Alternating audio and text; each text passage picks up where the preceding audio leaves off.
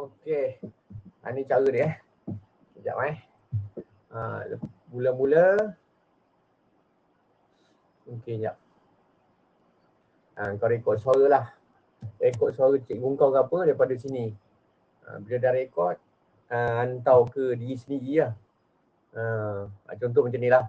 Ni kuliah semalam, lepas tu download. Kau nak tulis apa, kau suka lah kau nak tulis apa kan. Ni cuba kedua kali. Lepas tu tengok.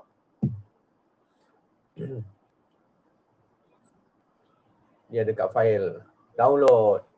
Ni ada. Nampak? Lepas tu pergi ke CapCut. CapCut ni kau dah tahu kan. Dari Pak Ngah tunjukkan lah. Ini import yang tadi tu. Import. Macam ambil ni, contoh. Tarik ke tu. Ini kalau 30 minit kau kena kan. Kena kecilkan. Kalau tak 30 minit, 2 jam ke apa kan. Kena kecilkan 30 minit. Kurang 30 minit lah. Lepas tu export. Kau nak tulis apa kau suka, esok lah. Yang penting audio, bukan video tau. Export. Okey. Tunggu jap. Okey. Dah siap. Lepas tu pergi ke ni dah ada ni. Ni dia dah cutkan ke 30 minit. Lepas tu pergi ke ni. Sekejap. Ambil satu akaun. Okey, contoh. Okey, banyak akaun kan. Ni Panggam punya akaun banyak ni. Ambillah satu. Okey. Ada 1 hingga 3 kali transkripsi untuk satu hari. Anda. Okey, ambil sini. Okey. Okey, guna whale tau. Dia kasih dia habis, guna whale. Jangan guna dolphin atau cheetah tu. Okey. Lepas tu, klik transkrip. Ini tak adalah Pak Ngah nak buat ni. Lepas tu contoh dah siap ni kan. Lepas tu export transkrip. Export ke dokumen. Pangus ke dokumen. Nampak? Ni dah siap. Nampak dah ada Pak. Lepas tu pergilah. Copilot. Copilot. Nampak? Contoh. Upload ke sini.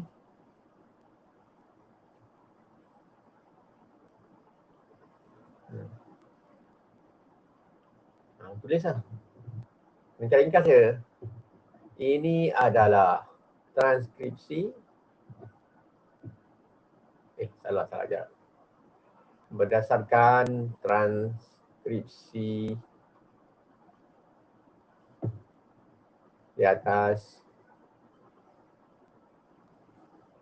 buatkan saya nota lengkap. Dah. Terus klik. Berasuk buat. Nampak? Nampak? Siap. Siap ada ayat Quran. Kalau simpulan siap ada Pak. Nota ringkas pun ada. Kau pergi bawah sekali. Klik copy message. So, okay. Send kat kawan-kawan kau. Seperti yang atas tu. Send. Okay, yang atas ni. Ni buang lah. Sebab ni percakapan kau dengan AI. Buang sikit. Okay, bawah. Tu buat. Ni percakapan kau dengan AI juga. Buang lah. Dia tak ada benda. Dia nampak macam bukan AI buat. Okay, send. Dah, siap Pak. Macam tu lah nota. Betapa senangnya hidup ini. Macam. Bolehlah. Assalamualaikum warahmatullahi wabarakatuh.